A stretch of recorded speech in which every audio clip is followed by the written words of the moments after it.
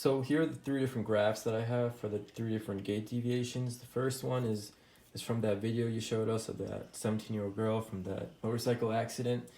And so some of the key things that I took away from that video was that she didn't have any sort of heel contact. Instead, her entire plantar aspect of her foot fell and dropped to the floor or made contact. And so that's why I consider that gait deviation as a foot flat. And also during the stance phase, she seemed to have limited dorsiflexion. It was more so the knee was hyperextended to kind of move that, or during the stance phase. So you don't really, you see a little bit of the tibia advancing forward, but again, I saw mostly hyperextension going on at the knee.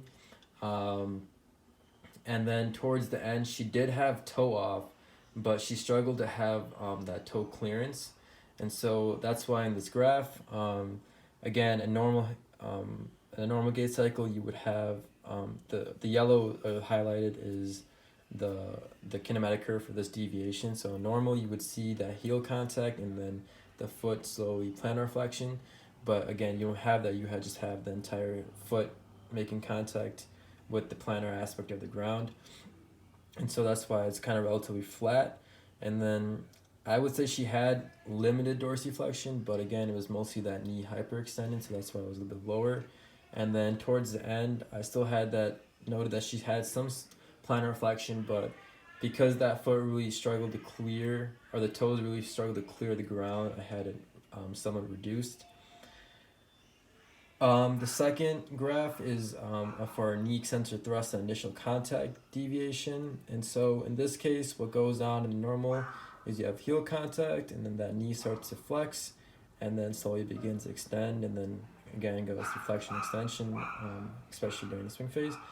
But in this case, what goes on is that you have very minimal initial knee flexion, but then that knee goes to the knee hyperextension. So that's why you have that drop in the graph. And again, the second part, it may or may not happen depending on the knee range of motion and the muscle strength. And then the last deviation was a forward trunk bend during mid and terminal stance. So again, when you have initial heel contact, you have that 30 degrees of hip flexion, and especially towards mid and terminal stance, your hip is extended. However, in this case, with that hip flexor contracture, you don't have that hip extension necessarily. Instead, you compensate by bending your hip, bending your trunk forward. And so that's as far as it goes for the kinematic curves. As far as treatment goes for, again, this foot flat, the main thing that I took note of was this is kind of primarily due to limited or weak dorsiflexors. So some main things we can do is dorsiflexion exercises, range of motion exercises to promote dorsiflexion, but also to strengthen those dorsiflexors, such as the tibialis anterior. Again, we want to, if it's due to limited dorsiflexion range, then we want to improve that range of motion.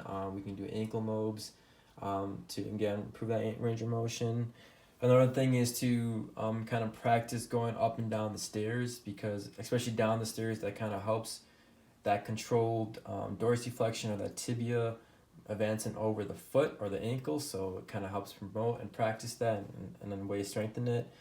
And the last thing I would do is, especially with the patient on the treadmill, is try to educate her about that heel contact, because or maybe even having little dots on the floor, and try to have her heel hit that instead of just her entire foot.